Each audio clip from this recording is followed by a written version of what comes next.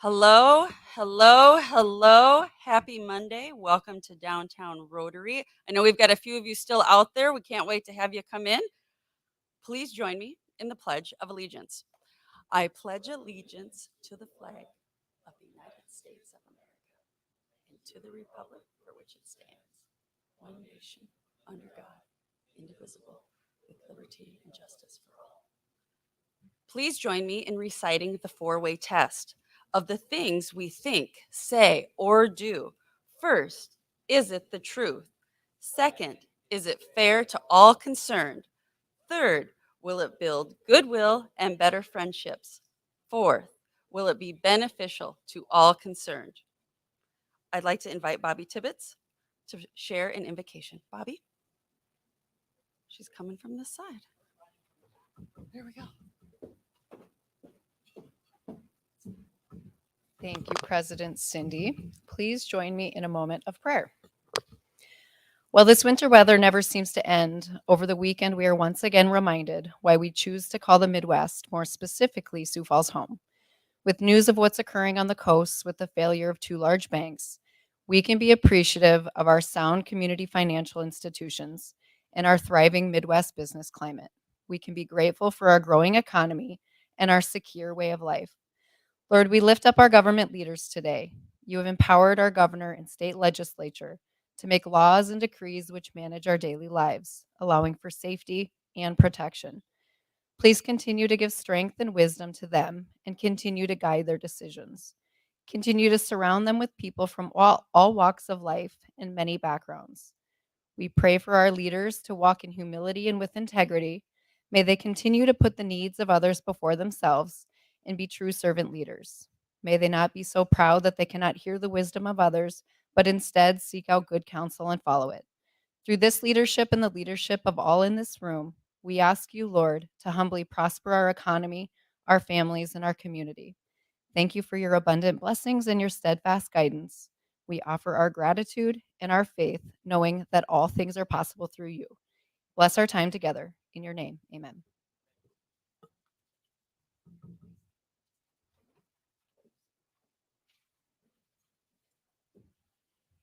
Please be seated. What a wonderfully full room. On behalf of our members, I'd like to welcome our guests. Thank you for being here. And thank you to our members who invited them and included them in today's meeting and today's program. We have a new group of junior Rotarians. It is a new month after all. We have, if you'll just please stand if you're here when I say your name, Dawson McCauley from Jefferson, Aaron Cassing from O'Gorman, Abigail Dewan from Roosevelt, and Alex Panic from Washington. Thank you all for being here. We will hear from them throughout the month. However, today, before we start our program, we have some Rotary business, including 3-member inductions. Before we do those, I'd like to invite Bobby Tibbetts back up, and she's going to talk a little bit about our Rotary raffle.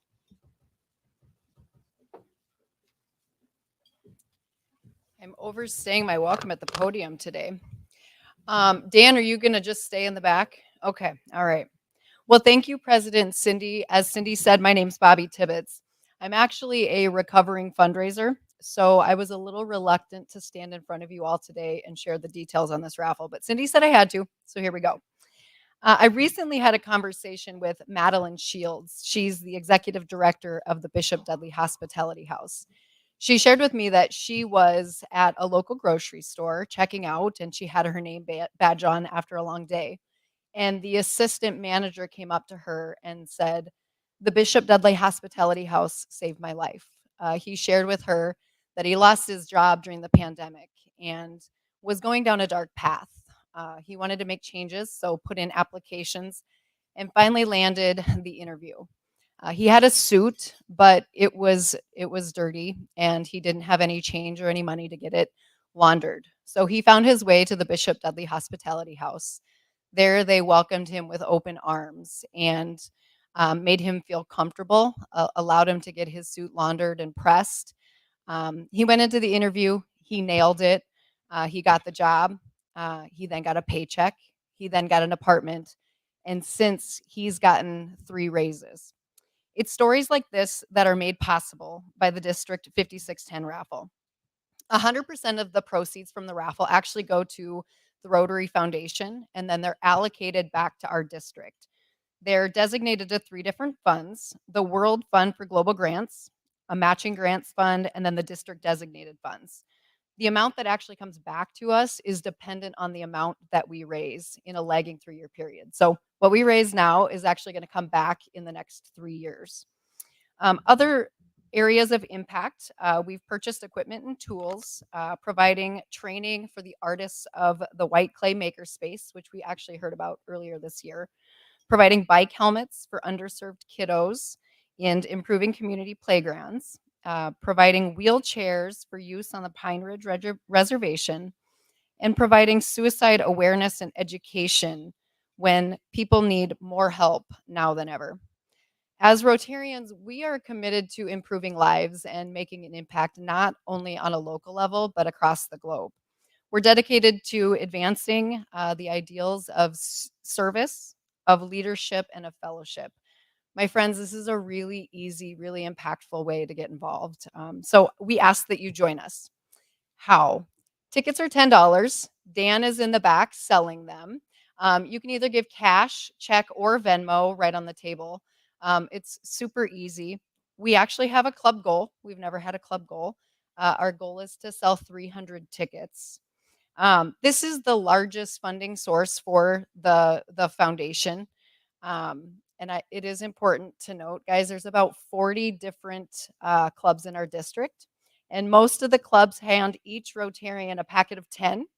And they say, you go sell them. And if you don't, it's your responsibility. So our club leadership chose to go against that. They knew that this room would understand the need, would understand the impact, and would get involved. Like every raffle, there's a prize. So I think the top prize is a $6,000 kitchen appliance package from Carl's.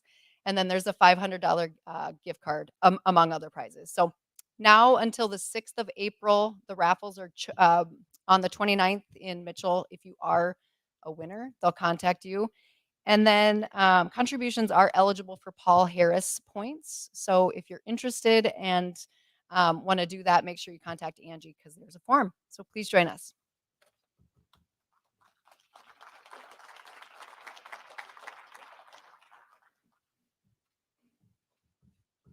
Downtown Rotary is such a special way to share your time, talent, and treasure. We've been doing the raffle, certainly longer than I've been a downtown Rotarian. And I appreciate, Bobby, you taking the time to share the why. Some of us just may not have known that $10 at a time is having that kind of impact. So I would extend the same ask that Bobby has and encourage you to consider purchasing a raffle ticket, if not a dozen. Now, one of my favorite things to do, new member inductions. We have a line of individuals here, and they're all going to end up on stage in a matter of minutes. I am going to do the first induction, and I am so very, very pleased to induct. Where is my note? Did you get my name already? No. Actually, I just want to make sure I stay on track and don't veer. So here it is. His name is Kurt Brost, and it's not Kurt Brost because you don't sing Frosty the Snowman, you sing Frosty the Snowman, and that is how I have remembered it since then. Kurt Brost has worked at Sanford Health for 15 years in multiple roles, including real estate, chief of staff roles for the COO and CEO, profile development, and is currently in charge of community relations for the system. Long before that, Kurt grew up in Prussia, graduated from Pierre, has an amazing family, and is thrilled to be a downtown Rotarian. Kurt, welcome to Downtown Rotary.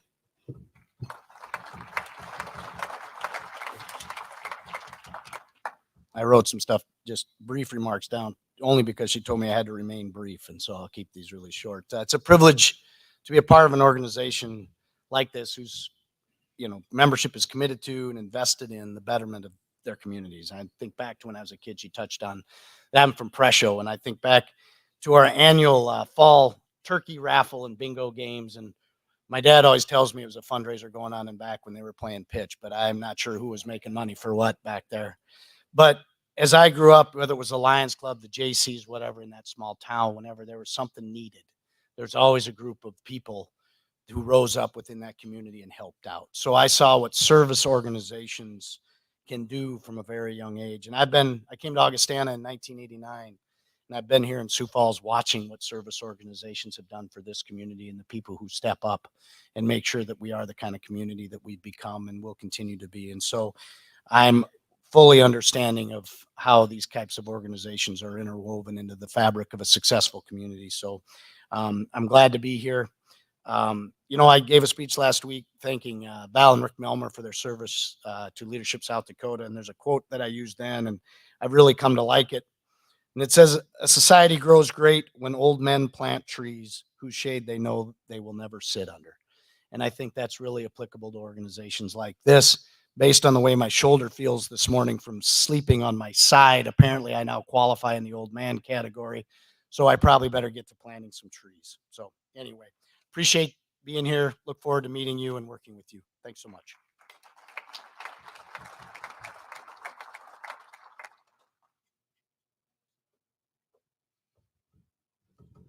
Hello, fellow Rotarians. It's my pleasure to introduce Corey Myers. Corey has been a Sioux Falls resident now for 18 years. When he and his wife chose to make it their home when they joined Argus Leader Media. Corey was the news director, among other many roles with the Argus and with Gannett in the region, and is now a project manager, am I saying that right, at Fresh Produce. I think it's a pretty cool story that we have somebody that has lived in states like California, Idaho, and Montana, came here for a job over 20 years ago and has decided to continue to make this his longtime home. So without further ado, Corey Myers.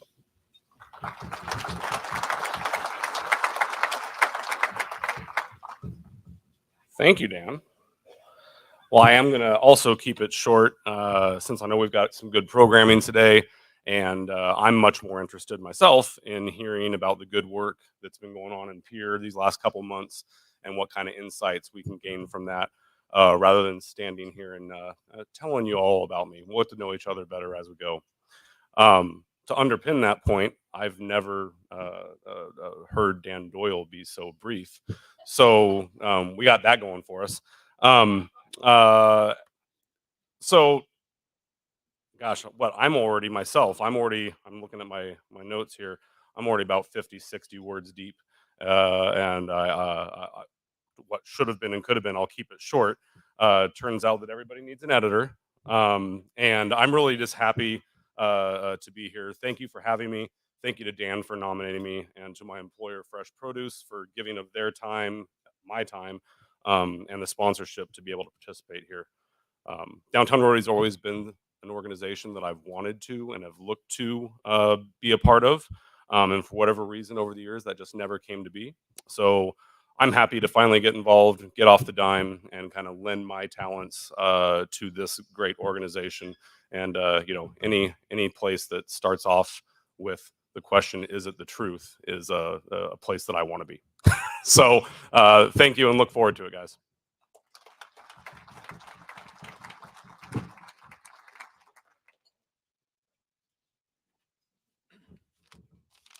President Cindy, fellow Rotarians, I am Tom Hurlbert.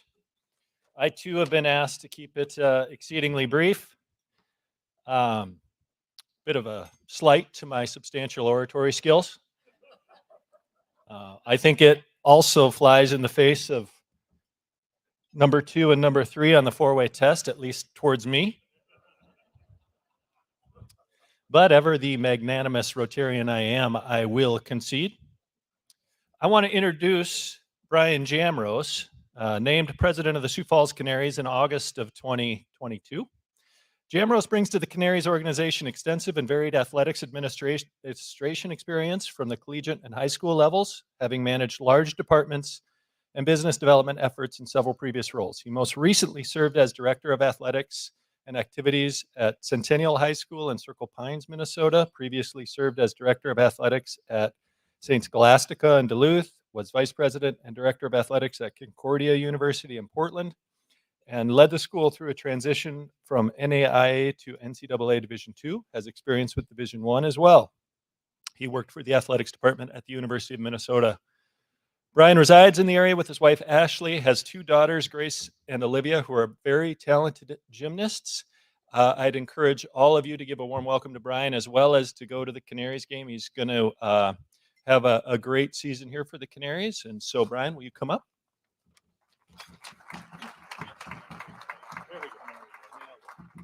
Well, thank you, everybody. I'd like to start off thanking Tom, obviously, for sponsoring me to be a part of this group. And as Tom said, I've had a varied background. I don't have the experience of the other 2 new inductees in terms of living in Sioux Falls. Have made my way around through college athletics, which anybody who is in professional or college athletics knows there's a lot of moving parts to your career.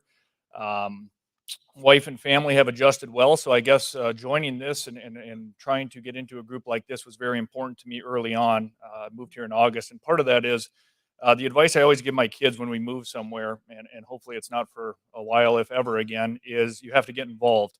You need to go be a part of this group. You need to meet your classmates. You need to do this. So part of my wanting to be a part of this group is I want to be involved. And the Sioux Falls Canaries need to be more involved in the community from a broader perspective.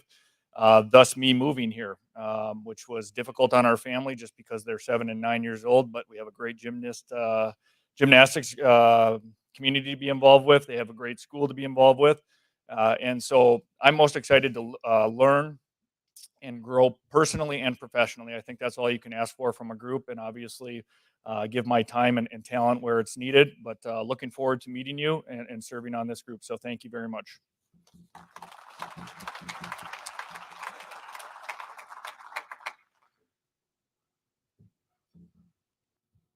Well, I extend once again a welcome to Downtown Rotary, and I hope you all enjoy getting to know 320 plus of your new closest friends.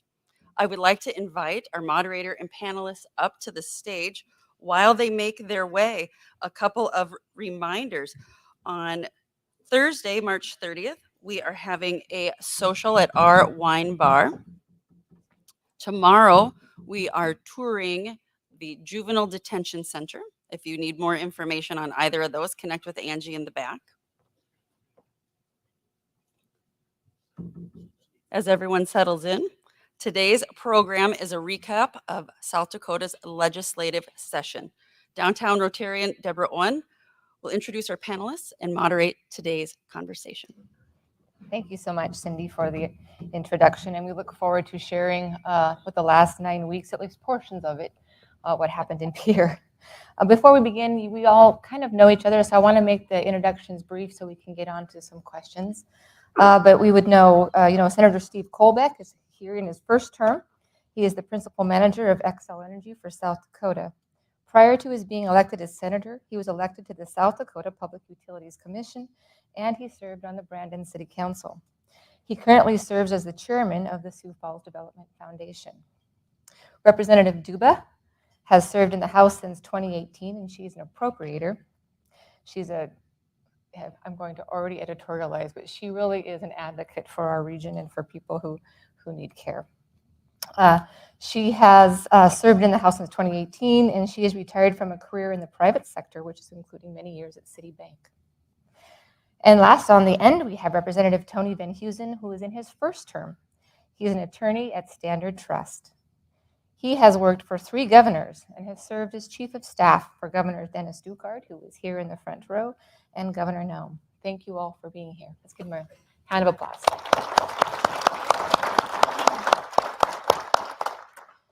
So now knowing a little bit about your background, can you share with us how has your background been an asset for you serving in the legislature? Yep, I'll kick it off. Thank you for having me today. I think it's very important, the business background, 20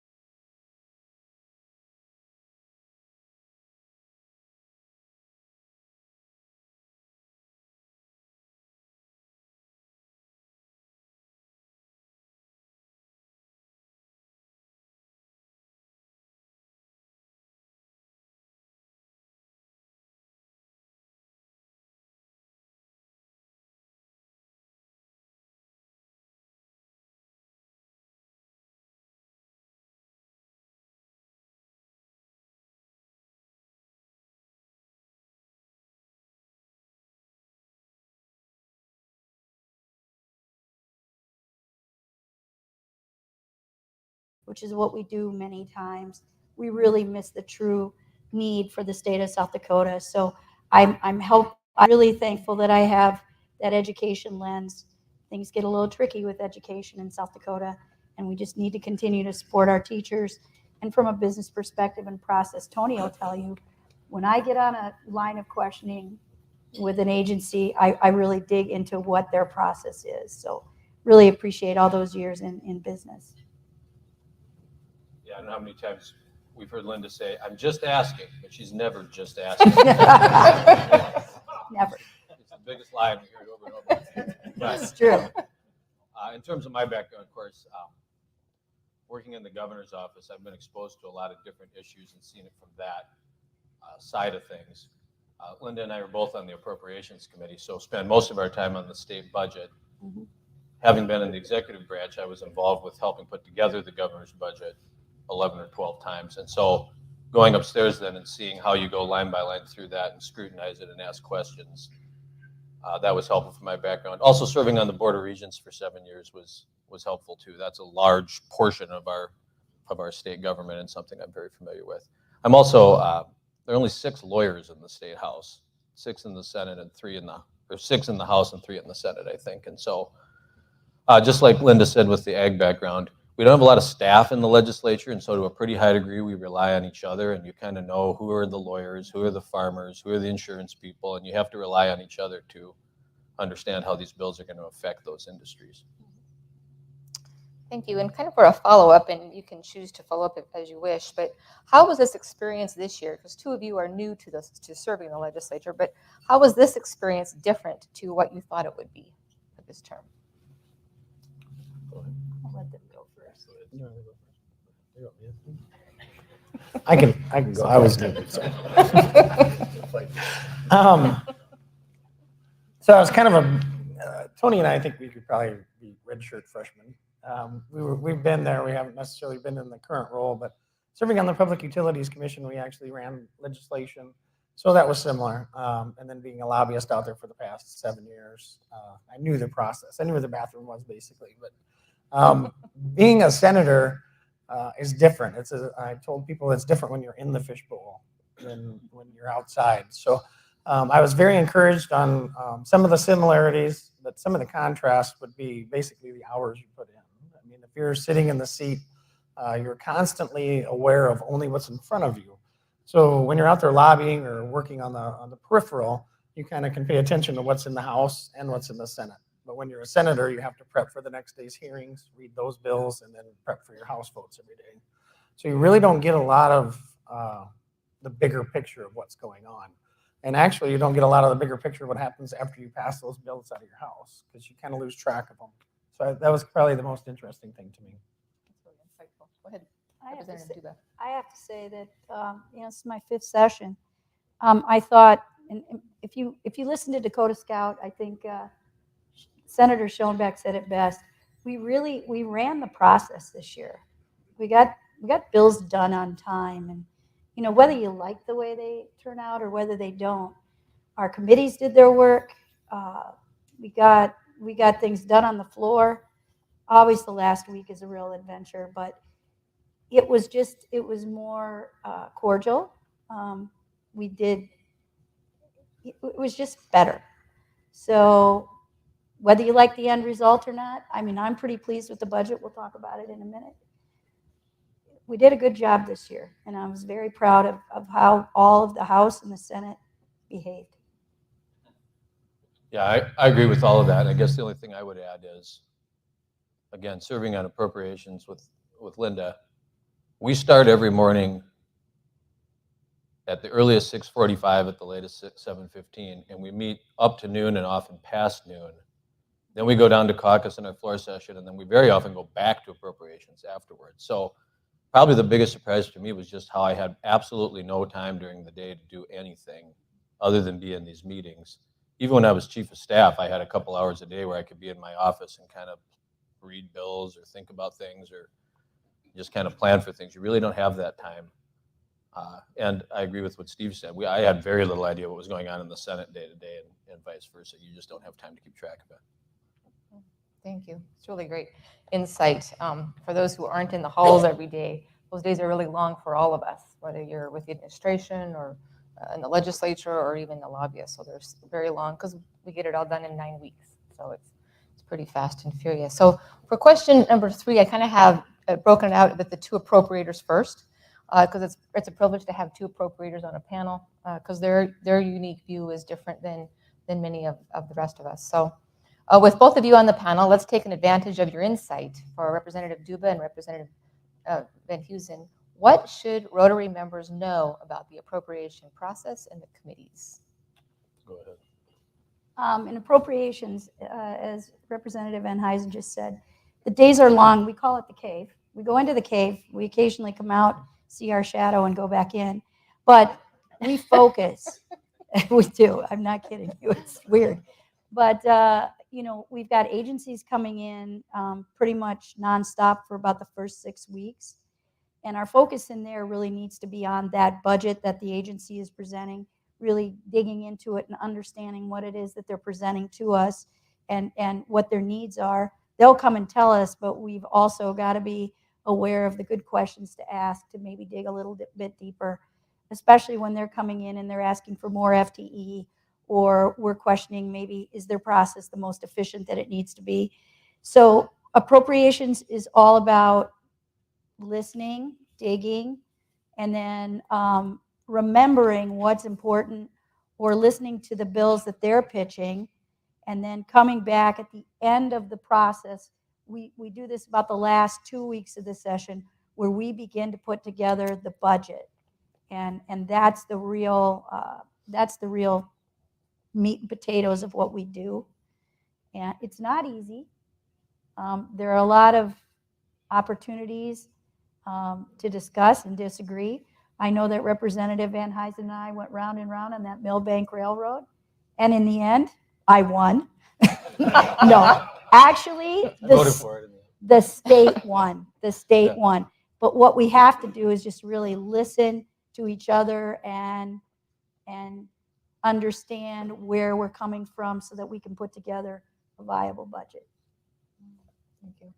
Yeah, I don't really have a lot to add. I mean, we start with the governor's budget, and that is always a very good, well thought out work product, and it was this year too. And what we do is we build on that. Mm-hmm. And it's generally the case, and certainly was this year, that you get into session. She proposes her budget in December, so she's looking at 5-6 months worth of information. By the time we get our revenue estimate, now it's February, we have 2 more months. So you're able to adjust the revenue estimate. In this case, both the governor's staff and our staff said to adjust it upwards. We basically met in the middle on what they recommended. Mm-hmm. So a lot of our work at the end is deciding, with this extra revenue, how do we allocate that? And that's how we're able to take education from 5% to 7%, state employees from 5% to 7%, pass a tuition freeze, which had not been part of the governor's budget because it didn't fit. Mm-hmm. But the budget that we pass has the legislature stamp on it, but still also largely has what the governor proposed. Thanks. And then follow up in just terms of you actually do a revision of one budget and the following year. Can you talk a little bit about how that works and the contrasting the two? Right. So our budget year runs July 1 to June 30. Linda has it right there. So when we meet in January, we're about halfway through a fiscal year.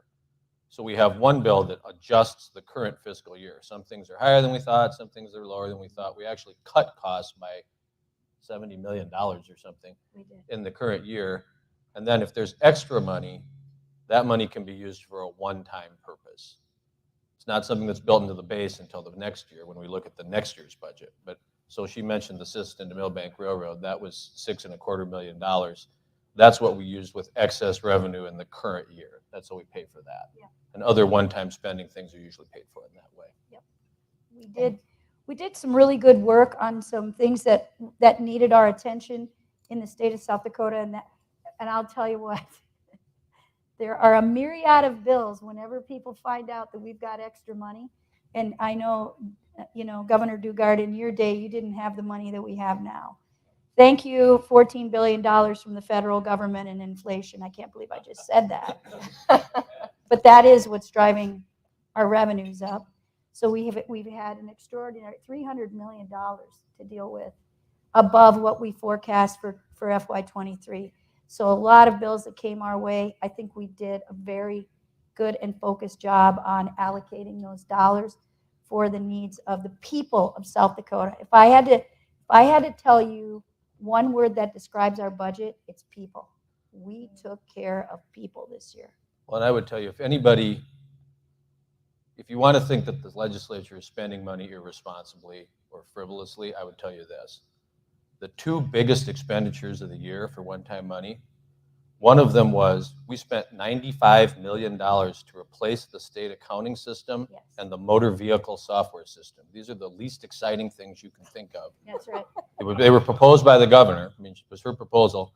We passed them. We passed it out of the House with one no vote. I don't know what the Senate, probably unanimous over there, but we passed it with one no vote. There's not one person who's going to get one vote ever for having replaced the accounting system. We spent $70 million on it. It was 35 years old.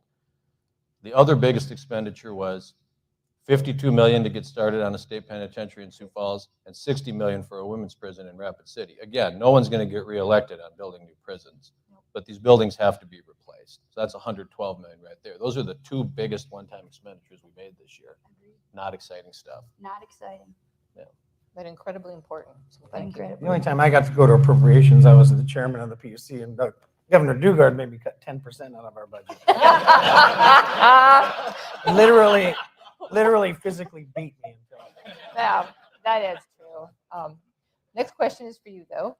So your expertise is in the energy field. This year, there were bills that sought to insert government into private negotiations between relating to the land and the CO2 pipelines. In contrast, there were other bills that sought to prevent local government from banning energy sources such as natural gas from homeowners and businesses. What insights can you provide with these bills? Yeah, so I'll start on the utility side. There were two different bills. One was basically up to the House. We've seen more of that action on the federal side, and it's more of a shot across the bow about federal legislation trying to ban natural gas in a community. And then there was another one brought by a representative from Mitchell, which actually dealt with the actual utilities. So there was another move. There was even more movement on that last week, I think, in another commission to ban natural gas appliances. So those were, I don't want to say they were symbolic, but they were definitely kind of where we stand on things in South Dakota. When you go over to the carbon pipeline, eminent domain, I was on the commission when we did Keystone and Keystone XL, and we had those same disagreements. And we had great staff at the time that was on the PUC, and we dealt with that already. Now that we have another pipeline, I think what the issue is that the topic is changing. I think we can all agree that crude oil is probably something that America is going to use. Can we all agree that carbon is? So I think that's the rub. And then also, some people just don't care about the money. They just don't care. They just want their land, and they don't want you to be on their land. So the bills that came over from the House, there were two of them.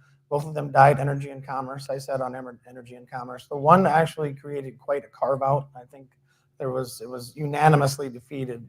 There was probably three different reasons that happened. One, it is very possibly unconstitutional. Two, it was a carve out, just specifically saying carbon. And then probably the third reason is that there's other mechanisms in statute that deal with the taking of land inside the eminent domain. Other than that, there was another one that had to do with the final offer.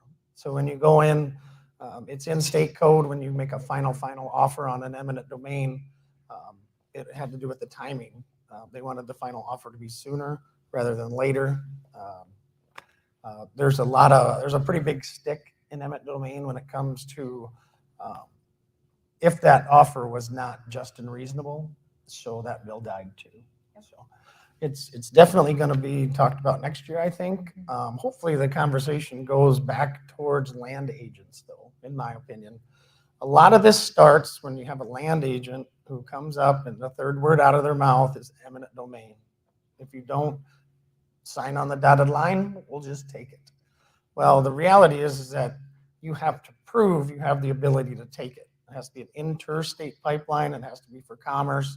there's a lot of legal arguments before you have the legal right to take someone's land. So hopefully we can work on getting land agents to be better educated and back away from that threat, because all that does is get off on the wrong foot and it just goes south from there. Thank you. Thank you. It was well said. A very complex issue. All right, the next question is kind of focused on those 3 buckets. There was these 3 proposals to lower taxes in South Dakota this session. This is going to be a tough one, but can you please briefly explain the 3 versions? And then how did the Senate and or House of Representatives come to their own conclusions? And then how did you find agreement together? Yeah, I'll briefly explain the 3.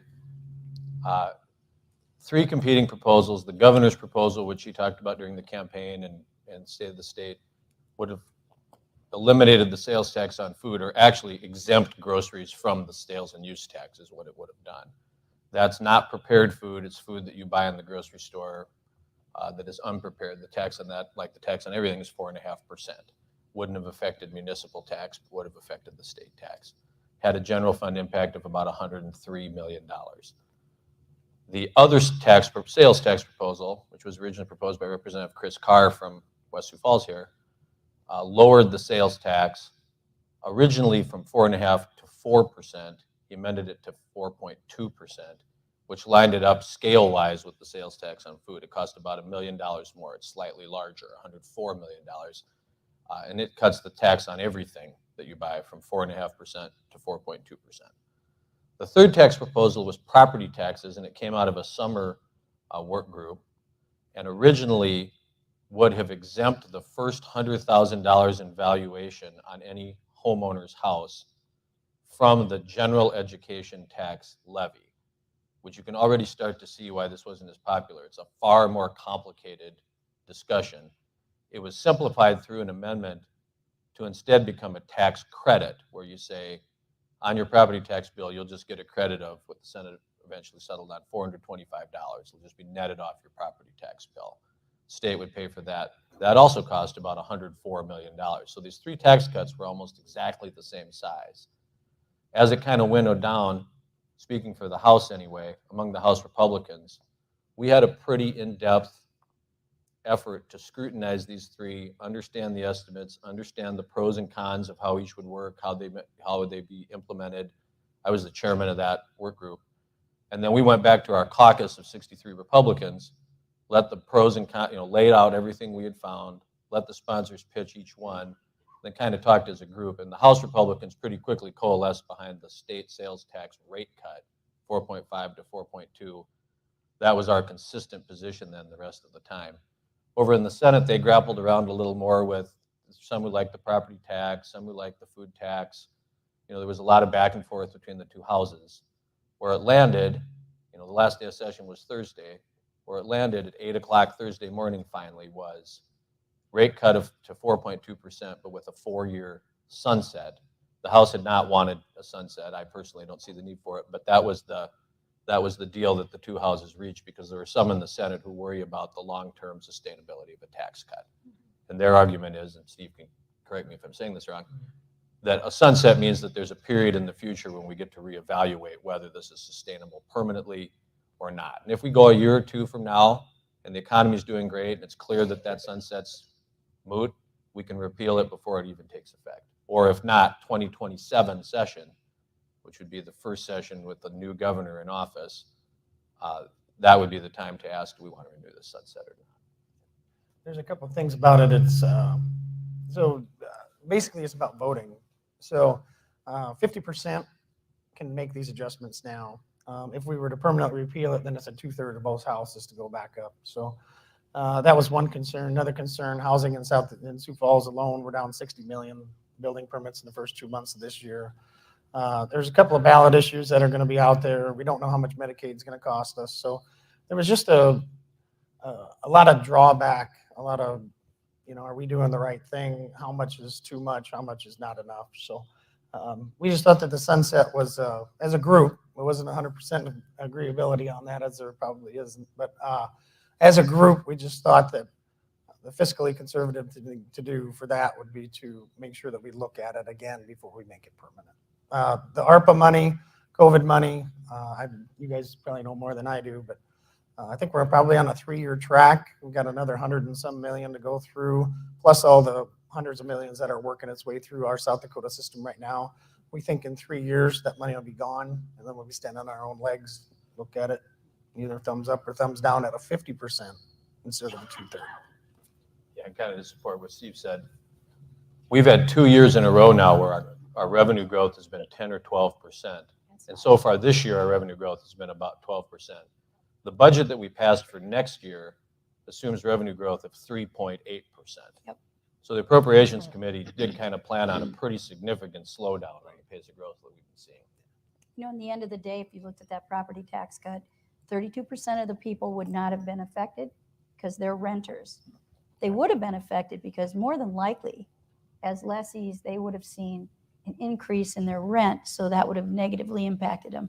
And that automatically kind of just disqualified that property tax cut. On the food tax side, it would have been more beneficial to those with less money in their pocket. But at the end of the day, there was an issue with the tribes and agreements that they have with the state, and that was not looked at prior to the proposal that came from the governor. So that pretty much disqualified that out of the gate. We came to this now. I actually support the sunset. I think it's the prudent thing to do. I think you have to look at what your targets are, what your obligations are, and then see what's left over at the end of the day. Kind of that's how I build my budget. And I'm glad that we'll have that opportunity 3-4 years down the road. If we're doing well, then we'll stay the course.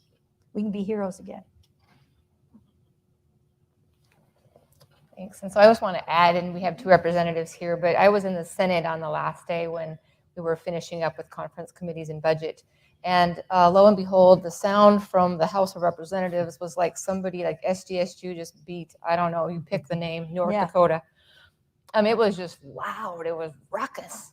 And we were trying to figure out what was going on over in the House. What was going on? Mm-hmm. Well, we took the tax cut vote, and in the House, even when we all agree on something, we don't. There's always 2 or 3 people voting against everything. That's right. And we vote in the Senate, they vote by roll call, so you can hear people as they're voting one by one. In the House, we have to vote by push button. So we all push the button at our desk, and then the vote comes up all at once. Well, we do the tax cut. This is the final vote. There's still some back and forth with the governor about which is the right thing to do. We all push our button, we wait, it comes up, and it was 70-0. We never vote 70-0 on anything. Mm-mm. I don't think it happens 3 times a year. That's called veto proof, by the way. It was fun. We were just Resounding. Big standing ovation. People were high-fiving. I've never seen anything like it. It was a good day. It was fun to hear from the Senate side. So we have a little bit of time before the final question. So I wanted to give you some time for those of you. I know Representative Venhuizen brought some bills and we have supported, but were there bills that you brought that you would want to share with the folks about what happened with those legislative bills? You want me to go first? Yeah, go. Yeah, well, I won't go into a lot of detail. I wound up sponsoring 5. 2 of them are pretty minor bills that have already been signed by the governor. One of them adjusts the state runoff date. If we ever have a state primary election and no one gets 35%, it used to be that would be 10 weeks later that you have a runoff. We changed that to 8 weeks. Seems like if you have 2 people running against each other for months, we don't really need another 10 weeks of that. Pretty minor change, passed without a lot of trouble. I also brought a bill that extends the term limit on the State Board of Technical Education from 2 3-year terms to 3 3-year terms. Gives them a little more longevity and stability on that board. She signed that one too. The third one of mine that passed that hasn't been acted on yet increases the value of the South Dakota Opportunity Scholarship, which keeps high-performing young people in the state for college. That hasn't gone up in 8 years. Tuition and fees has gone up 15% in the last 8 years, so I brought a bill to increase it by 15%, which is $1,000. I certainly hope the governor will sign that. It passed without much opposition at all, but she just hasn't gotten to it yet. Good bill. Yeah. The bill I brought that did die was the constitutional amendment that would allow the state to consider a work requirement for Medicaid expansion. And that bill passed the House 62-8, I think. Went over to the Senate and died in the Senate Health Committee. So we'll maybe take another run at that one. But Linda didn't like that bill. Nope, didn't like that bill, especially in my district. They're already doing what they need to do. Well, I didn't have as much luck as Representative Venhuizen, but I do have a bill sitting on the governor's desk. It's an interstate compact for occupational therapists. It's a workforce bill, so we'll hope that she signs that. That's why she's wearing a sling now. It's just kind of. That's right. A lot of arm twisting going on this last week in the South Dakota legislature. So I worked very hard with Medical Association, Behavioral Health, and some other organizations, and I brought, which I don't, Deborah, you've been in the legislature a long time. I brought 2 gun reform bills. Not real popular, but I'll tell you what. I brought a safe storage bill. I worked with, many of you know Dave Zimbeck. Very good bill about keeping guns out of the hands of individuals so that we reduce the amount of potential for suicide or crisis situations. And I also brought a red flag law bill. Now, both of those bills, by the way, the day that I brought them, that evening, Michigan State happened. And 3 or 4, a week later, Michigan State brought the exact same bills. Looks like they're going to pass that legislature. It's a tough, tough road, but we will continue to work with the justice system, the Sheriff's Association, the veterans, and we'll see if we can't come back and make these more palatable. The thing that we had a very good hearing, but the thing that disappointed me is that there wasn't one question asked by the committee members. It was just a flat, straight vote. So that tells you where we're at. I brought a bill with Senator Nessebar that just recently got vetoed. That we call it the sip and spit, and it's a workforce bill. We've got classes that are going on. They're conducted in a lab. You're supposed to taste your product and then spit it out. Well, we're not condoning underage drinking. That's not what that bill's about.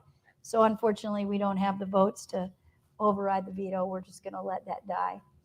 And one other bill that I brought I called it a cleanup bill. In the statutes in the state of, we know that we recently passed the Marriage Equality Act at the federal level. And Governor Dukart, who's sitting here today, the day that the Supreme Court decision came down into 2015, within 3 hours, our county auditors were in support of that.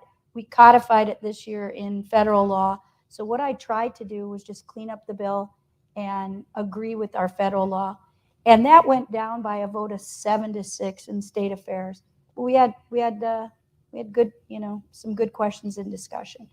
So we'll give it a try again next year. But as we all know, civil unions are taking place in the state of South Dakota.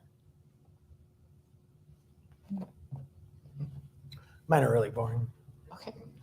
No bill is boring. Oh, yeah, they are. Well, some bills are boring. Hydrofluorocarbons and refrigerants.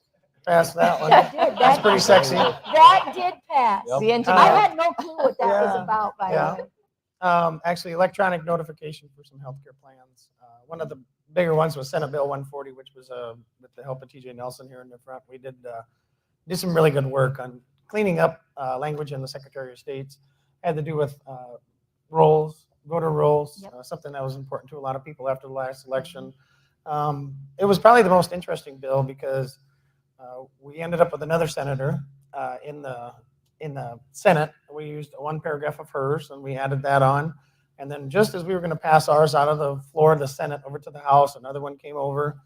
So we actually amended it on the floor, sent that back to the House. It got amended one time in House State Affairs, and then it got amended another time on the House floor. Then we brought it back over to the Senate and concurred.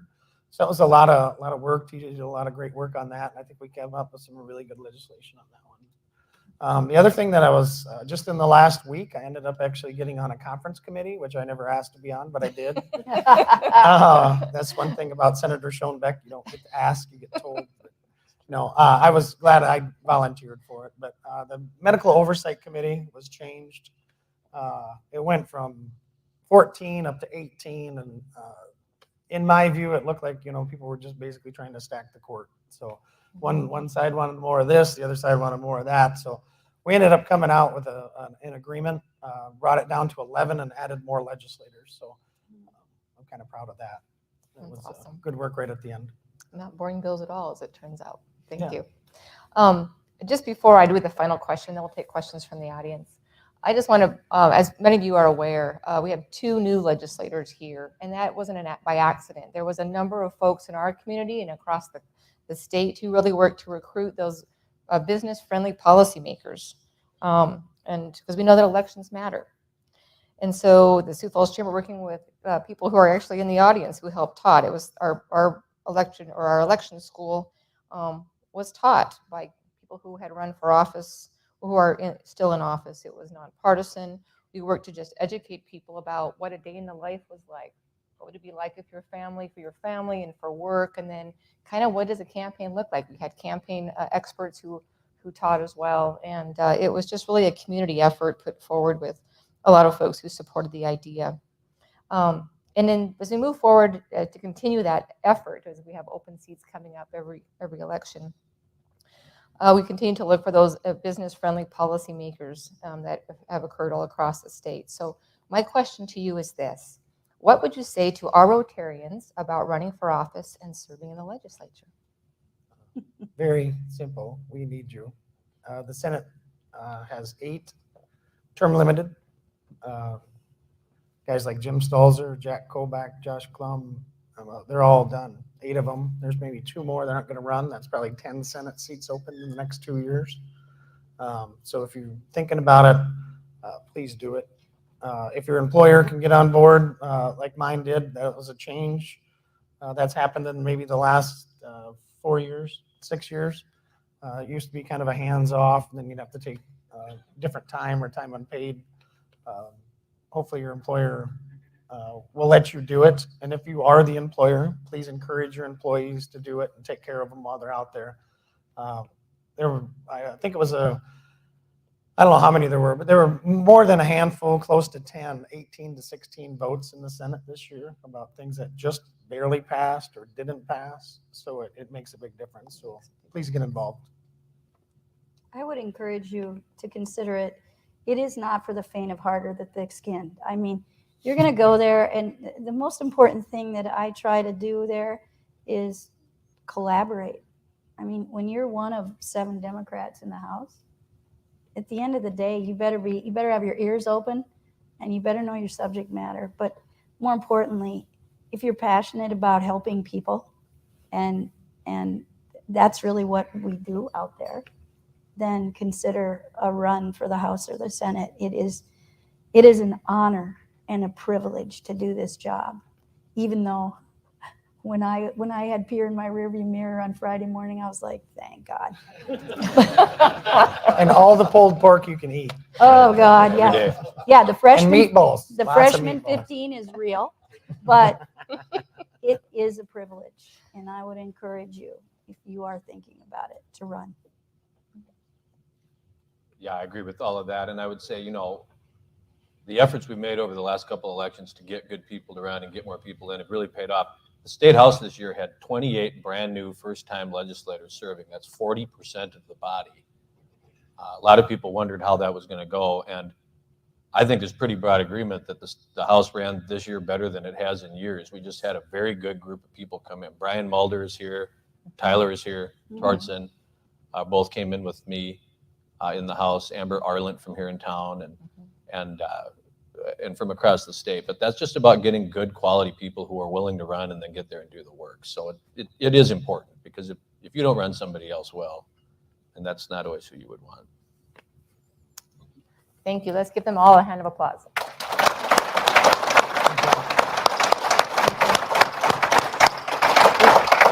We do have microphones in the audience. If somebody would like to ask a question, please raise your hand.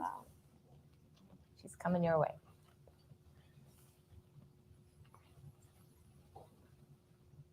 My name is Jack Marsh. I'm a member of Sioux Falls Downtown Rotary. I wonder if each of you would take a few moments to assess the governor's performance and her style during the legislative session. How did it differ from past administrations? How did it differ from past years? Loaded question. Loaded question. All right, I'll go first. Yeah, please do.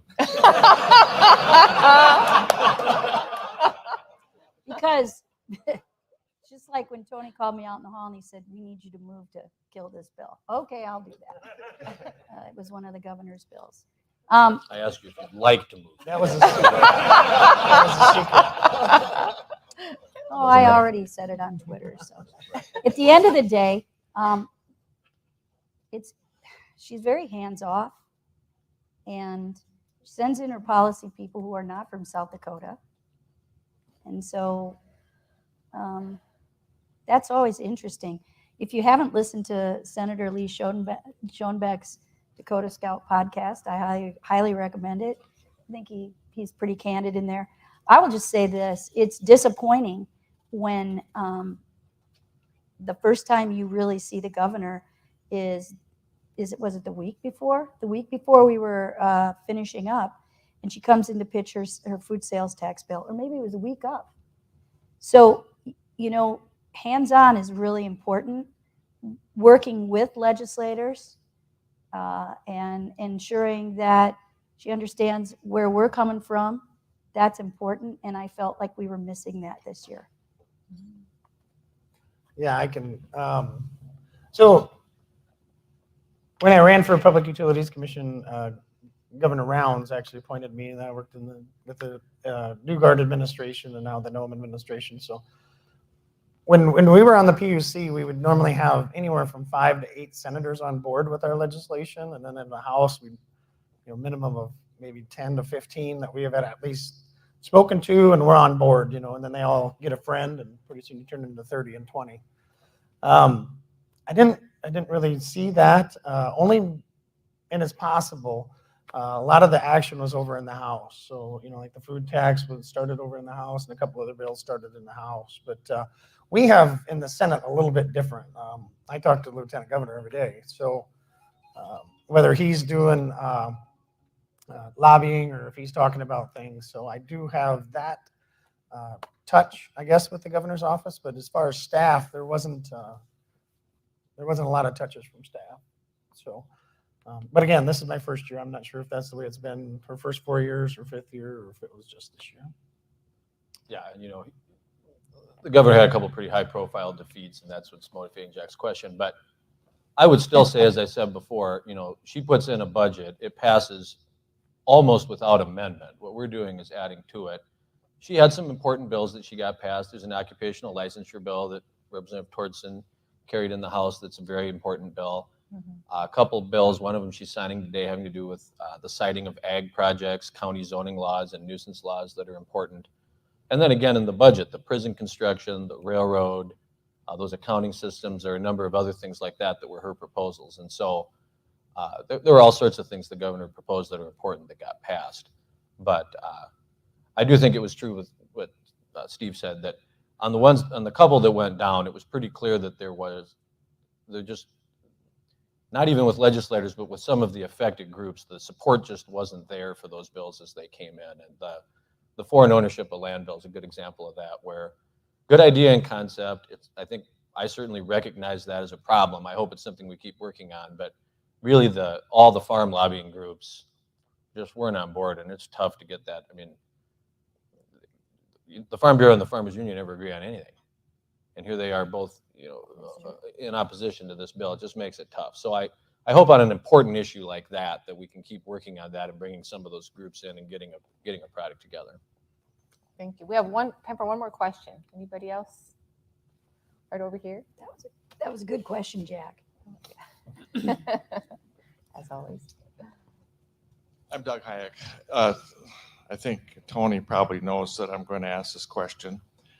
One of the business-friendly bills that was heavily supported by the South Dakota Bankers Association, the Independent Community Bankers, and the Chambers of Commerce was heavily supported by the legislature, including all 3 of you. It would approve some amendments to the Uniform Commercial Code, which would make it easier for bankers to collateralize digital assets. And it wouldn't go into effect until July 1 of 2024, because this is a process that was started by the Uniform Laws Commission, which every state participates in. It was a 3-year process, and these things are almost automatic. But the legislature did support it, so I'll give you all credit for that. And it wasn't 100%, but it was, all of them were above 2/3. But surprisingly, that legislation was vetoed by the governor, and I think it was hard for people to, at least the bankers and some other people, to understand why. Yeah. So I was on Energy and Commerce in the Senate, so I saw that bill passed, voted yes on it. I'll vote yes to overturn the veto on it. One of the things that I would say, in my experience, is legislators don't like bills that are 100 and some pages. That can cause some confusion. I made some personal phone calls to people that I certainly do trust, and I'm very comfortable voting yes on the bill. It actually came through the House pretty much unscathed, and then all of a sudden it started picking up some opposition. So I don't exactly know what her concerns were. Some of the concerns had to do with cryptocurrency. I, for one, do not think that we should, in our Uniform Commercial Code, someone in South Dakota who buys something in Nebraska shouldn't be obligated to take a crypto coin. I don't think we're there yet. I don't think cryptocurrency is at that level that we should. So that's one reason I like the bill. It was another reason I like the bill is it was 3 years of work by 300 experts, including people from South Dakota, and that's what they all came together to do. So I can go on, but I'm a little befuddled by it too. Yeah, what was interesting about that bill, he kind of mentioned some of this, that passed through the House committee with really just, I think, one proponent testifier, passed without a lot of trouble. Comes down to the House floor. There might have been a speech or two where someone wasn't quite sure about it, but passed without a lot of trouble. A Uniform Commercial Code update, hardly the most exciting bill of the session, you would think. Passes across to the Senate, and then that Senate Commerce Committee, I wasn't there, but sounded like just a wild hearing. Oh, it was. But what's interesting about this is you talk to the bankers, or you talk to these people. You know, I work in trust law. I know a lot of bankers and business law people, and they're talking about one bill, and then you look at the opposition, and it's like you're talking about an entirely different thing. You're not even talking about two sides of the same thing. And so there's a real disconnect here between the opposition and, you know, the proponents of the bill. What I understand it to be saying is, to what Senator Kolbeck said, cryptocurrency isn't money, it's a digital asset. That's right. So you can use it, you can own it, you can use it as collateral, but it isn't money. Well, there are a couple small countries in the world, like El Salvador, I think is one, who have adopted it as their currency. And so our law, like everyone's law, says the currency of another country is money. You have a euro, that's money. If you have a yen, that's money. Well, is the El Salvadorian Bitcoin money? No, it's Bitcoin, it's a crypto. So they're trying to get at that, I think. But that takes some people down an entirely different path in terms of what the motivations are. And to my point, you get to the point where the two sides aren't even talking about the same thing. But you know, we want to be open for business in South Dakota, and we want to have our laws up to date. It also didn't help. South Dakota has an early session and a short session. And so this is the first year they're promoting it, and we would be the first state to pass it. And so that makes it a little tougher too, I think. Maybe by a year from now, if that veto is not overridden, if a bunch of other states have passed it, maybe this is something that is a little easier to digest. But Thank you. Thank you, all three of you, for being here today. Let's give them one more hand of applause.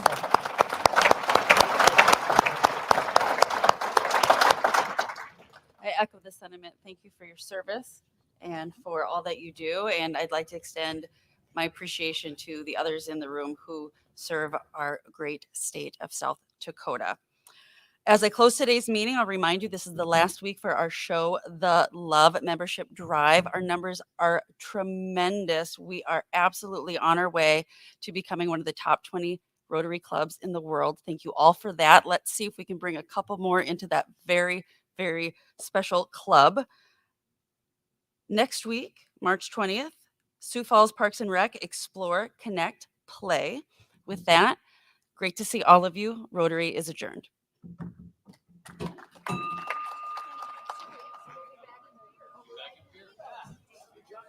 Thank you, Tony. Great job. Couple of governor shout outs there, Shannon.